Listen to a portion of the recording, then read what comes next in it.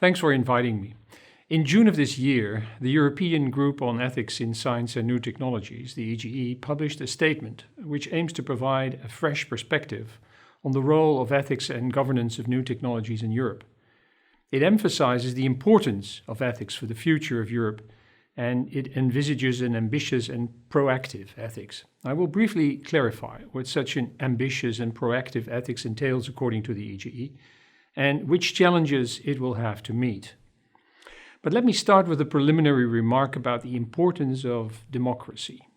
The European Commission has taken up the challenge of declaring a new push for democracy as one of its priorities, adopting its new EU Action Plan on Human Rights and Democracy and the European Democracy Action Plan, and launching a landmark conference on the future of Europe. The EGE welcomes that the European Commission has taken up the challenge of declaring a new push for democracy as one of its priorities, and it recommends to maximize opportunities for public participation in policymaking. The EGE has stressed in the past, and indeed it stresses again, the close links between the practice of ethics in its remit and participatory governance and democratic principles. Our ethical reflections on new technologies and innovation are premised on and situated in a socio-political system under the rule of law, democracy, and respect for human rights. Moral values are not for one small group to decide in everyone else's stead. The values we live by are and ought to be the outcome of inclusive debates and democratic practices, with mutual respect, meaningful relations between citizens and between those who govern and those who are governed. And this means cultivation of a space of public reason and ensuring opportunities for civic engagement at all stages of the policy cycle. And this strong call has been a leitmotif of EGE advice. Ethical reflection and analysis are more than a set of afterthoughts or philosophical accompaniments. They need to address issues at an early stage of innovation, when ethical considerations can still make a real difference. They are an integral and constitutive part of all policymaking, governance, and management.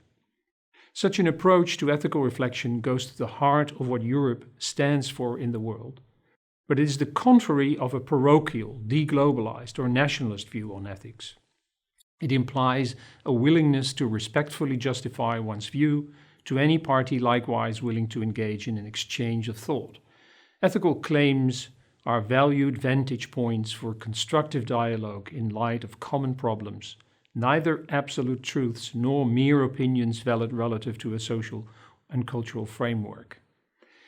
Europe has developed ambitious plans for its digital and climate leadership, and on both dossiers, Europe rightfully foregrounds ethical principles and fundamental rights enshrined in the constitutive and binding treatises of the European Union.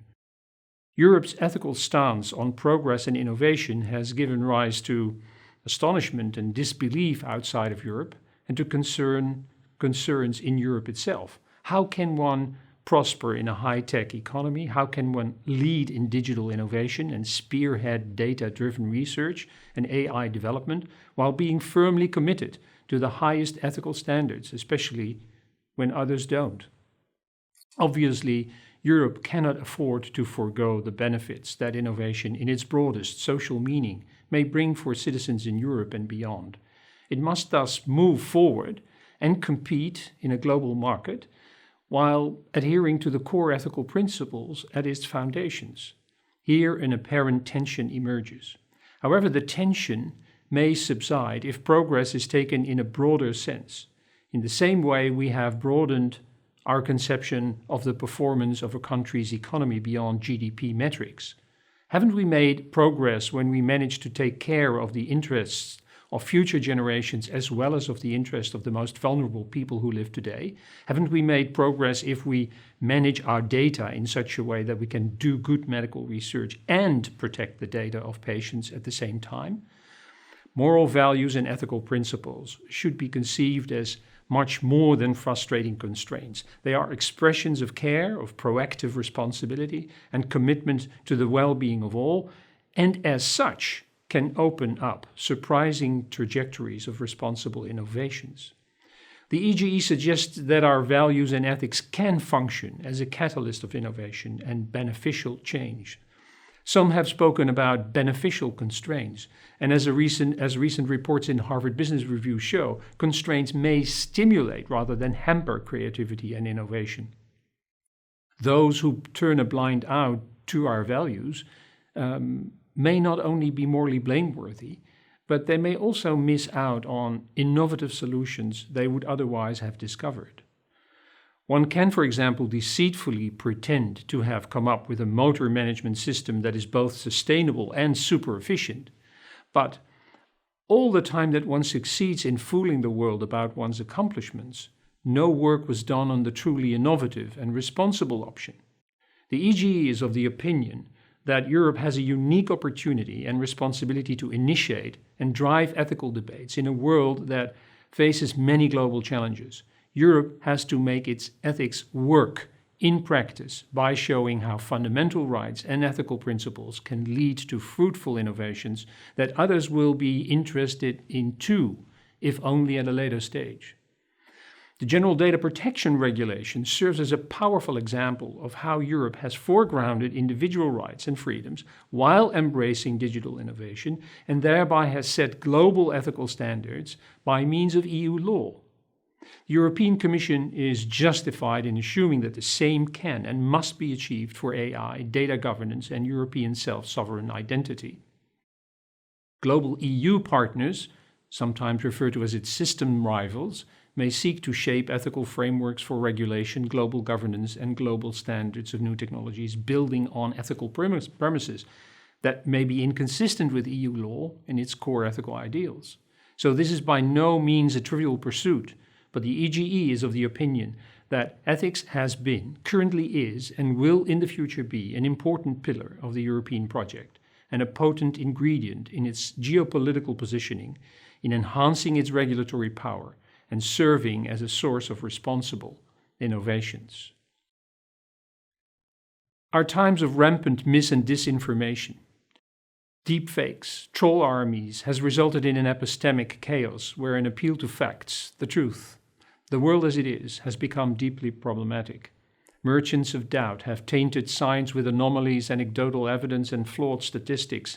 Influencers and meddlers have compromised independent journalism with fake news, propaganda, disinformation, and hyper-partisan narratives. Lobbyists have undermined trust in politics. Profit-maximizing elites have obliterated trust in the financial sector and the corporate world.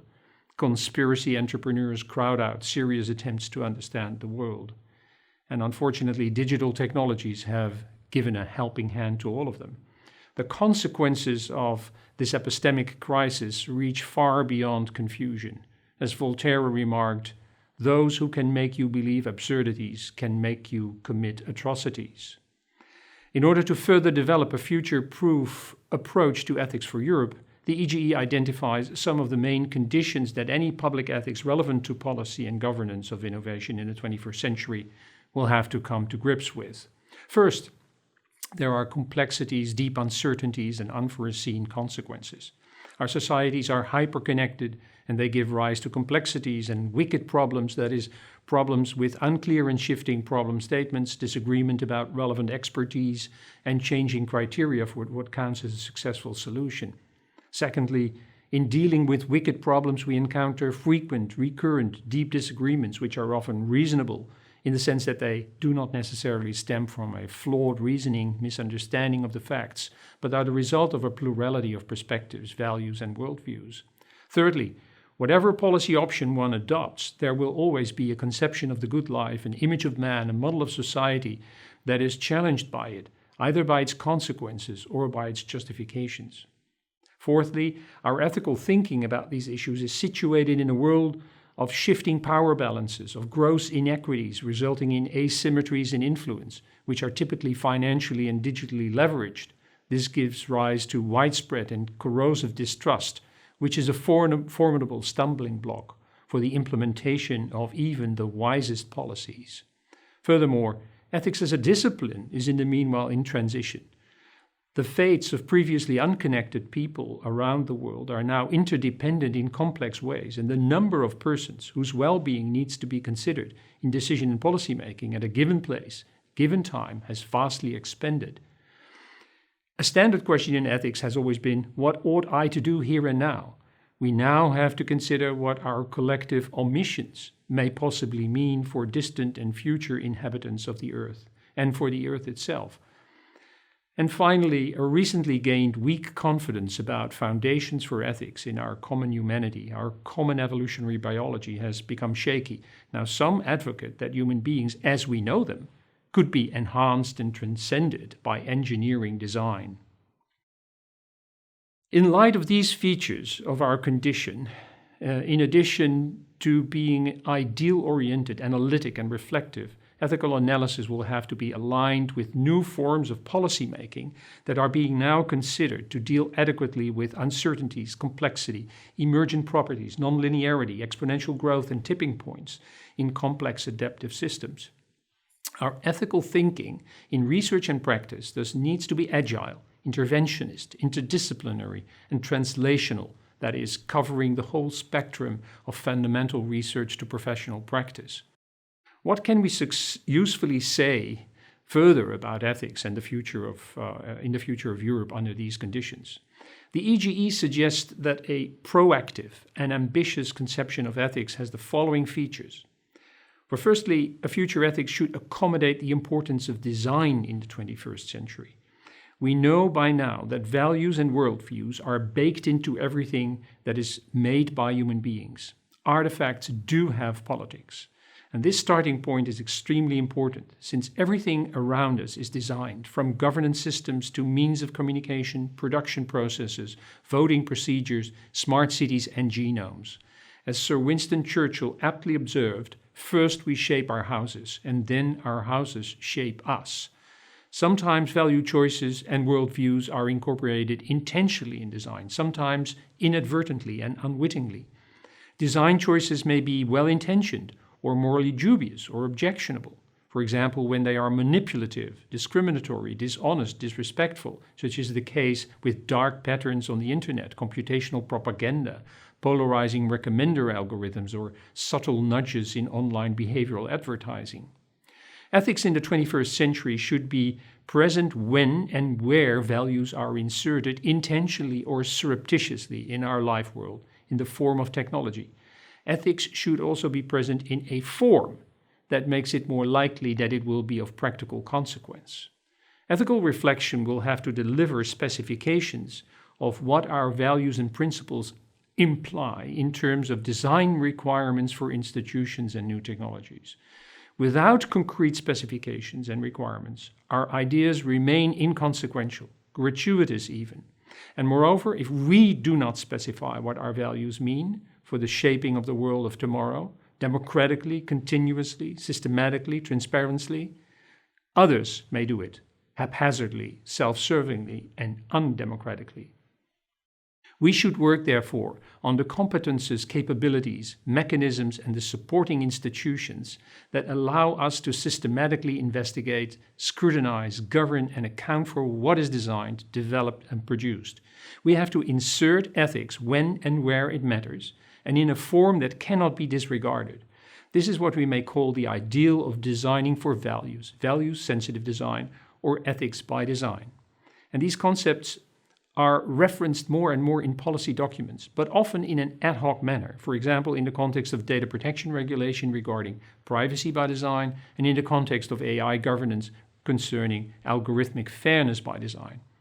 This approach applies, we suggest, more widely and needs to be generalized and made part and parcel of our education, production, monitoring, inspection, standardization, and governance of innovation and new technology. A European approach along the lines of the EU's concept of open, responsible research and innovation forms an excellent vantage point in this regard. Now, secondly, our ethics needs to be ambitious. Ethics for the future of Europe and beyond needs to be an ethics that is ambitious, proactive, daring, and public. An ethics that asks the hard, painful, and tedious questions, such as and such a way of doing ethics doesn't simply serve to make institutions and process a bit more ethical without addressing the larger political, social, and economic factors that give rise to these institutions and processes in the first place. An ambitious public ethics, as the EGE envisages, does not merely passively respond to new developments, such as new fields of scientific research or new technologies, but it participates in shaping the agenda. It does not take refuge in technical fixes, reduced moral ambitions, or purely instrumental reasoning. An ambitious public ethics should be aimed first and foremost at our collective problems, and there is no shortage of challenges as we know here. There is a stock list of formidable problems that humankind needs to urgently address, whether we refer to these problems as the grand challenges, the Millennium Goals, or the UN SDGs. In this, ethicists and ethics advisors have a responsibility to act in the service of the public rather than in the service of innovators or market parties in a narrow sense. There is understandably a growing frustration with ethics when seen as defending politics or ethics washing, as when ethics groups or company ethics boards are established to validate contested developments or as means to hedge against public criticism or as moral buffers. Ethicists have the obligation to ask uncomfortable questions, also for those without a voice. The EGE concludes in her statement that the development of a Charter of Democracy of the European Union could, among other things, provide guidance to the way ethics of innovation and new technologies along these lines needs to be institutionalized in Europe. We cannot hang it from a skyhook. I quote from the EGE statement, "It is now time to buttress the objective to maximize opportunities for public participation in policymaking in the EU and to engage in the development of a Charter of Democracy of the European Union. Such a charter could no doubt also provide valuable guidance to the active exploration of how new digital technologies can be responsibly utilized to harness our collective wisdom and augment collective deliberation processes and thereby strengthen our democracies in a digital age." Thank you for your attention.